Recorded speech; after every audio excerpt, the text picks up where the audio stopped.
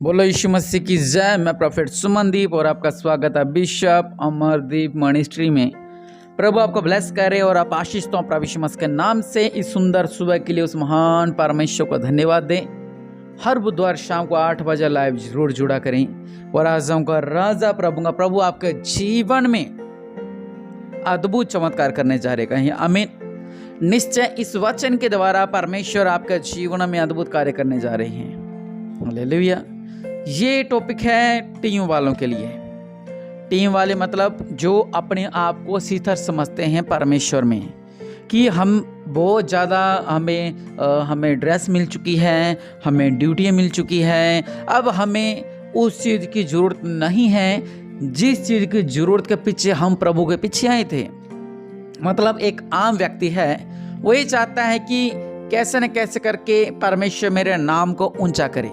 वो कोशिश करता है, वो स्ट्रगल करता है, वो सेवा करता है, वो घर में सत्संग रखाता है, घर में प्रार्थना सभा रखाता है, दिन रात मेहनत करता है, सेवा करवाता है, वचन पढ़ता है, बाइबल पढ़ता है, सब कुछ करता है ताकि परमेश्वर उसको ऊंचा करे। और एक दिन जो चर्च के लीडर होते हैं, जो चर्च के सेवक होते हैं और मतलब कि जो चर्च को चलाने वाले हैं, वो उनकी निगाह जब उस मनुष्य पर पड़ती हैं, वो आगे सूचना देते हैं आगे अपने पादरी को कि ये लड़का बहुत अच्छा है, ये बहन बहुत अच्छी है, जो सेवा करवाती है, जो आराधना करवाती है, जो कि उपवास रखती है, सामर्थ्य भरती है, सेवा करती है और कभी मना नहीं करती किसी काम के लिए, परमेश्वर की हमेशा हाजिर रहती है और इसका परिवार प्रभु में बना हुआ है, स्थिर बना हुआ है। ये बहुत अच्छी फैमिली है। उसके बाद प्रभु के दास जो होते हैं वो उसे ड्रेस पहनाने के लिए कहते हैं कि आप ड्रेस पहने। वो जब ड्रेस पहनते हैं, ड्रेस पहनने के बाद उसके बाद उनकी ड्यूटियां लगती हैं। ड्यूटी लगने के बाद वो अपने आप को सिथर समझते हैं। मैं सिर्फ हमारी चर्च की बात नहीं कर रहा, मैं हर एक भवन की बात कर रहा हूं। मैं वो अपने आप को सिथर समझते हैं। वो ये समझते हैं कि मैं इतनी ऊंची पोजीशन पर आ गया हूं, शैतान मेरे पर हमला नहीं कर सकता है। जो दिन रात प्रार्थना करते थे, घर में बंदियां रखाते थे, वचन पढ़ते थे, सेवा करवाते थे, लगन के साथ लगे रहते थे कि प्रभु मुझे ऊंचा करेंगे, प्रभु मुझे ऊंचा करेंगे, प्रभु मुझे ऊंचा करेंगे। और एक दिन ऐसी घड़ी आती है कि परमेश्वर जब ऊंचा कर देते हैं तब वो कुछ दिन तो धन्यवाद देते हैं और कुछ दिन के बाद जो चाहते थे कि हम अपने जो हमारे गुरु है, जो हमारे बिशप हैं, जो हमारे प्रॉफिट है, जो हमारे अपोस्टल हैं, जो हमारे पास्टर जी हैं, हम इनके साथ बैठे, इनके साथ प्रार्थना में जाएं, हम इनके साथ रहें। लेकिन जब वो ऐसी क्रिया पूरी हो जाती है उसके बाद वो ठंडे पड़ जाते हैं। ना घर में वो प्रार्थना सभा रखाते हैं, ना घर में वो उपवास रखते हैं। जैसे पहले हफ्ते में 7 दिन के अंदर 3 उपवास हो गए, 4 उपवास हो गए, अब महीने में 1 उपवास रखते हैं। आराधना कम करते हैं, अपना ध्यान प्रभु की ओर से पीछे खींच लाते हैं, हमारी आंखें कुछ और देखने लगती है। लेकिन हम हमारी जिम्मेदारी को भूल जाते हैं, सेवा करने में हम ढिलाई देते हैं, हर एक काम में, घर में बंदगीर खाने में ढिलाई देते हैं। क्योंकि पहले तो हम थे कि हमारा नाम ऊंचा हो, हमें पदवी मिले, लेकिन जब हमें पद मिल जाता है उसके बाद हम परमेश्वर से दूर हो जाते हैं। आज आप लोगों के लिए परमेश्वर ने एक बहुत अच्छा वचन दिया है। इस वचन को सुने ताकि परमेश्वर आपके जीवन में कार्य करे और आप समझ सकें कि जब प्रभु यीशु मसीह की परीक्षा हो सकती है तो आप क्या चीज हैं। वो प्रभु यीशु मसीह जो कुंवारी मरियम के द्वारा पैदा हुए, पवित्र आत्मा के द्वारा पैदा हुए, जिसकी भविष्यवाणी की गई, अगर उसकी परीक्षा हो सकती है, वो भी परीक्षा कौन कर रहा है? शैतान। वो भी वचनों में से परीक्षा कर रहे हैं। लेकिन परमेश्वर ने शैतान को हराया, अपने पांव के नीचे रखा। लेकिन वचन आज कह रहा है कि क्या आप सिथर हैं? हमें लगता है कि हम स्थिर हैं, हमें कोई दिक्कत नहीं है, अब हमारी बहुत ऊंची पोस्ट हो चुकी है। लेकिन जब हम प्रार्थना घर में बंदगी करवाना बंद कर देते हैं, दशमांश निकालना बंद, भेंटे निकालना बंद, उत्तम भेंटे निकालना बंद, लोगों के लिए प्रार्थना करना बंद, अपने परिवार के लिए प्रार्थना करना बंद, बस संडे को जाते हैं, थोड़ी देर सेवा करवाते हैं, ड्रेस पहनते हैं, बाद में तू कौन और मैं कौन, 7 दिन परमेश्वर से दूर, दूसरे पास्टरों के साथ जुड़ जाना, उनकी संगति में चले आना, उनकी संगत सुनने चले आना, बहुत सी बातें जो आपके जीवन में होती है। लेकिन परमेश्वर का वचन आपसे क्या कहता है? 1 कुरिन्थियों 10 की 12 में लिखा हुआ है, इसलिए जो समझता है मैं सिथर हूं वह चौकस रहे कि कहीं गिर ना पड़े। हालेलुया। आप अपने आप को सिथर समझते हैं, आप अपने आप का बहुत ऊंचा समझते हैं। अगर आपने चेक करना है कभी भी कि आप ऊंचे हुए हैं कि नहीं हुए। जब प्रभु के दास आपको थोड़ा सा डांटते हैं, डांटने का मतलब ये है जब हम कुछ गलत कार्य करते हैं, ऐसा नहीं करना था, तेरी ड्यूटी यहाँ पर थी, तूने गलत ड्यूटी की है। जब आपको उनकी बात का बुरा लगता है, इसका मतलब समझो आप सिथर नहीं हो। शैतान ने आपके अंदर घमंड का बीज दिया है। आप चाहे 24 घंटे घर में प्रार्थना करो, लेकिन अगर आपके मन में अपने दास के प्रति, अपने प्रभु के दास के प्रति आपके अंदर ये है कि उसने मुझे ऐसी बात कह दी, तो आप कभी भी आगे नहीं बढ़ सकते। आप कभी अपनी लाइफ में आगे नहीं बढ़ सकते। आप कभी भी अपने जीवन में कुछ भी नहीं कर सकते, क्योंकि परमेश्वर ने दासों को चुना है। परमेश्वर ने प्रभु के दासों को चुना है, मतलब सेवकों को, पास्टर लोगों को चुना है, ताकि आपको ज्ञान दें, ताकि आपको आगे बढ़ाएं। हम कहते हैं हमें किस चीज की जरूरत नहीं है, हमें ज्ञान की जरूरत नहीं है। इस चर्च से हमने बहुत ज्ञान ले लिया, अब दूसरी चर्च का ज्ञान लेते हैं। इस वचन की स्टडी मैंने बहुत ले ली, अब दूसरे पास्टर पास जाते हैं, उनके वचनों की स्टडी लेते हैं। नहीं इस चर्च में नहीं, अब दूसरी चर्च में चलते हैं। यहाँ पर बहुत हो गया, अब कहीं और चलते हैं। वचन साफ साफ कहता है कि इसलिए जो समझता है मैं सिथर हूं वह चौकस रहे। अगर आप अपने आप को यह समझते हैं कि मैं सिथर हूं, जिसने मुझे बपतिस्मा दिया, जिसने मुझे स्थिर किया था, मुझे उसकी अब जरूरत नहीं है, तो यह वचन आपके लिए है। अगर आप समझते हो कि पास्टर, अच्छा बिशप, अच्छा प्रॉफिट, अच्छा अपोस्टल, ये तो ठीक है, लेकिन मैं सबसे बड़ा हूं। शैतान कहता था मैं सबसे बड़ा हूं। जब आपको उनकी बातों को बुरा लगने लग जाए, समझ लो शैतान आपके जीवन में कार्य कर रहा है।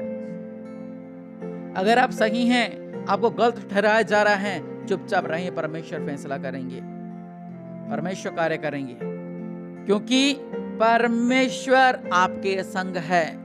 हम जब बहसबाजी करते हैं, ऐसा नहीं, इसका मतलब आप बड़े हो चुके हो, आप बड़े हो चुके हो। आप अपने आप को सिथर समझते हो कि मैं अकेला 3-3 घंटे प्रार्थना कर लेता हूँ, मैं पे अकेला 5-5 घंटे प्रार्थना कर लेता हूँ, मैं अकेला 10-10 घंटे प्रार्थना कर लेता हूँ, मैं अकेला 3-3 महीने उपवास रख लेता हूँ, मैं अकेला ये कर सकता हूँ, मैं अकेला ये कर सकता हूँ। वचन कहता है मैं ही हमेशा मारती है इंसान को, मैं ही मारती है हमेशा।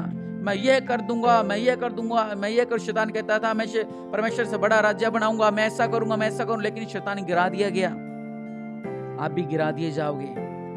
वचन कहता है जो समझता है मैं सिथर हूं, मैं चौकस रहे कि कहीं गिर ना पड़े। हालेलुया, कहीं गिर ना पड़े। जब आप गिरोगे ना, परमेश्वर आपकी मदद जरूर करेंगे, लेकिन आपको फिर से ए से शुरू करना पड़ेगा। कहां पर आप सीधा जड़ पर पहुंचने वाले थे, एंड में पहुंचने वाले थे, फिर से ए से शुरू करना पड़ेगा आपको। वचन में से मैं आपको बताता हूं। वचन कहता है इसलिए जो समझता है कि मैं सिथर हूं वह चौकस रहे कि कहीं गिर न पड़े। तुम किसी ऐसी परीक्षा में नहीं पड़े जो मनुष्य के सहने से बाहर है। परमेश्वर सच्चा है और वह तुम्हें सामर्थ्य से बाहर परीक्षा में न पड़ने देगा, वरन परीक्षा के साथ निकास भी करेगा कि तुम सह सको। मतलब जब आप परीक्षा में पढ़ोगे, जिस तरह अय्यूब परीक्षा में पड़ गया था और परमेश्वर ने रास्ता भी निकाला था, इस रास्ते से बाहर निकल सकता है। हालेलुया। और अय्यूब का आज भी नाम हर कोई जानता है, उसने कुर्बानी दी। हालेलुया। इसलिए सिथर रही। वचन कहता अगर आप सिथर हैं तो परमेश्वर आपकी मदद सहायता करेंगे। अगर आप घमंड में हैं तो कोई भी आपकी मदद नहीं कर सकता, क्योंकि घमंडी आंखें नीचे की जाएंगी। जो घमंड करता है, हाँ हमें घमंड करना है परमेश्वर पर, कि हाँ हम घमंड करते हैं उस महान परमेश्वर पर कि वही हमारा परमेश्वर है, वही राजाओं का राजा, वही प्रभु का प्रभु है। वचन साफ साफ कहता है तुम किसी ऐसी परीक्षा में नहीं पड़े जो मनुष्य के सहने से बाहर है।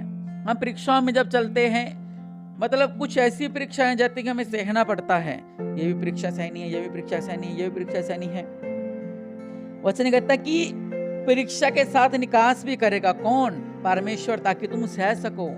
ये नहीं है कि आप सोचो कि मैं इतनी बड़ी परीक्षा में पड़ गया था, मुझे किसी ने मेरा साथ नहीं दिया, लेकिन उस परीक्षा में मैं अकेला लड़ता रहा।